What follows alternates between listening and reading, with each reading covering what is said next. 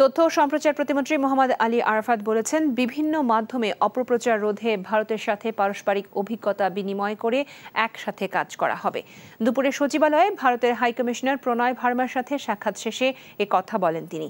ভারতের সরকারি টেলিভিশনে বিটিভির জন্য নির্ধারিত সময় আরও বাড়ানো এবং সেখানকার দর্শকদের আকৃষ্ট করতে বিভিন্ন পদক্ষেপ নেওয়া হবে বলে জানান প্রতিমন্ত্রী। প্রশ্নের জবাবে ভারতের আসন্ন নির্বাচন নিয়ে কোনো আলোচনা হয়নি বলেও জানান তিনি। আর দুই দেশের চলচ্চিত্র ও সংশ্লিষ্ট ইনস্টিটিউটের তথ্য আদান প্রদান ও প্রশিক্ষণের বিষয়ে আলোচনা হয়েছে বলে জানান ভারতের হাইকমিশনার।